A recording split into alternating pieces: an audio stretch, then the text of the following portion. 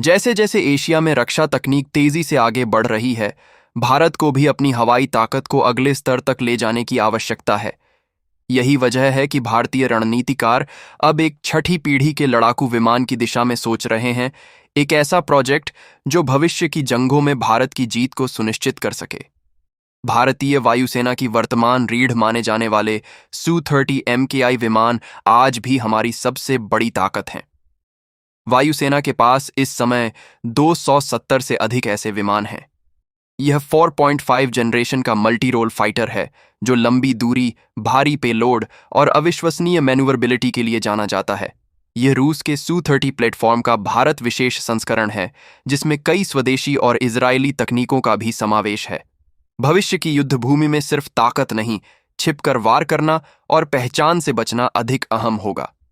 जैसे जैसे स्टील्थ तकनीक और एयर डिफेंस सिस्टम क्षेत्र में आम होते जा रहे हैं, Su-30 MKI जैसे नॉन स्टेल्थ प्लेटफॉर्म की प्रासंगिकता धीरे धीरे कम होती जाएगी।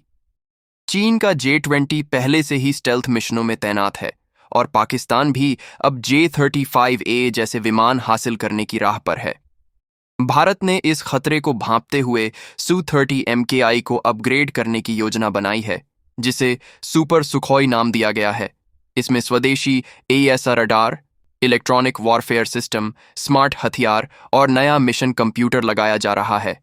इसके साथ ही ब्राह्मोस NG, SRAM और स्वदेशी अस्त्र मिसाइलों का इंटीग्रेशन भी हो रहा है। लेकिन ये बदलाव केवल 2040 तक की सेवा अवधि सुनिश्चित करते हैं। उसके आगे एक नई पीढ़ी का समाधान चाहिए। अब भारत का अगला लक्ष्य है एक छठी पीढ़ी का हैवीवेट फाइटर जेट जो Su-30 MKI का दीर्घकालिक उत्तराधिकारी बन सके। यह विमान 30 से 35 टन वजन का होगा और इसमें कई अत्याधुनिक विशेषताएं होंगी जो आज की किसी भी भारतीय प्रणाली में मौजूद नहीं हैं।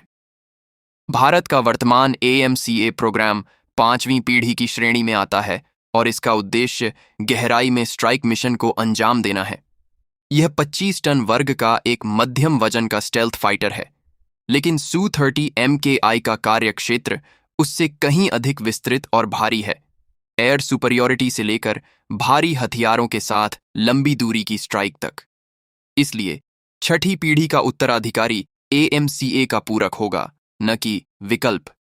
यह नया विमान सिर्फ एक जेट नहीं, बल्कि एक फ्लाइंग कमांड सेंटर होगा जो युद्ध के मैदान में निर्णायक बढ़त दिलाने में सक्षम होगा।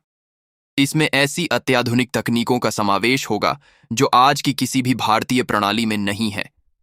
ये फाइटर लॉयल विंगमैन ड्रोन्स जैसे कि कैट्स वॉरियर को रियल टाइम में नियंत्रित कर सकेगा, जिससे यह अकेले नहीं बल्कि एक पूरे स्वायत्त स्क्वाड्रन के रूप में ऑपरेट करेगा। इसमें AI आधारित निर्णय समर्थन प्रणाली होगी जो पायलट को सेकंडों में सही निर्णय लेने में मदद करेगी। साथ ही यह अडेप्टिव स्टेल्थ टेक्नोलॉजी से लैस होगा, यानी वातावरण, रडार फ्रीक्वेंसी और मिशन प्रोफाइल के अनुसार अपनी सतह की विशेषताओं को बदलकर खुद को छिपा सकेगा। इस फाइटर में डायरेक्टेड एनर्जी वेपन्स जैसे कि लेजर या माइक्रोवेव हथियार भी शामिल किए जा सकते हैं, जो दुश्मन के इलेक्ट्रॉनिक सिस्टम को निष्क्रिय कर सकते हैं। इसके अलावा इसमें मल्टी बैंड सेंसर्स और डेटा फ्यूजन सिस्टम होंगे जो दुश्मन को पहले पहचानने और पहले हमला करने की क्षमता देंगे। इन सभी क्षमताओं के माध्यम से यह विमान भारत को भविष्य की मल्टी डोमेन वॉरफेयर के लिए पूर्ण रूप से तैयार करेगा। लेकिन इतनी शानदार तकनीकों को उड़ाने के लिए जरूरत है एक शक्तिशाली इंजन की। भारत के पास इस स्तर का इंजन अभी मौजूद नहीं है। इस विमान को चाहिए होगा 150 से 180 किलो न्यूटन का थ्रस्ट जो वेरिएबल साइकिल तकनीक से लैस हो।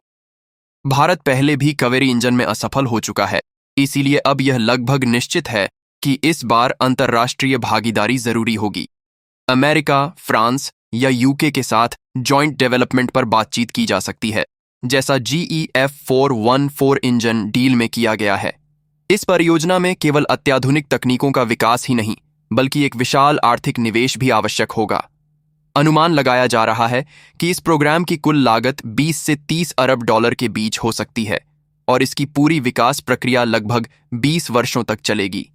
यह किसी एक संस्था का मिशन नहीं होगा, बल्कि एक राष्ट्रीय स्तर की समन्वित पहल होगी जिसमें DRDO और HAL के साथ साथ निजी रक्षा कंपनियां, आईआईटीज जैसे प्रमुख तकनीकी संस्थान, एआई और रक्षा टेक स्टार्टअप्स और एक मजबूत राष्ट्रीय नीति समर्थन की भी अहम भूमिका होगी। इस तरह का बहुस्तरीय सहयोग ही इस अत्याधुनिक छठी पीढ़ी के लड़ाकू विमान को वास्तविकता में बदल सकेगा। अगर भारत को 2040 तक इसका उड़ान परीक्षण और 2045 तक इंडक्शन करना है, तो हमें अभी से राष्ट्रीय स्तर पर संसाधनों और प्रतिभाओं को एकजुट करना होगा। अगर ये मिशन सफल होता है, तो यह केवल भारत को हवाई क्षेत्र में आत्मनिर्भर नहीं बनाएगा, बल्कि एक वैश्विक रक्षा शक्ति के रूप में हमारी पहचान को और मजबूत करेगा। क्या आप मानते हैं कि भारत छठी पीढ़ी के इस मिशन को समय पर पूरा कर पाएगा? क्या हम अपने बलबूते स्टेल्थ, एआई और लेजर तकनीक में दुनिया को पछाड़ पाएंगे? अपने विचार हमें कमेंट में जरूर बताएं। वीडियो को लाइक करें, शेयर करें और ऐसे ही भविष्य के रक्षा विश्लेषणों के लिए चैनल को सब्सक्राइब करें।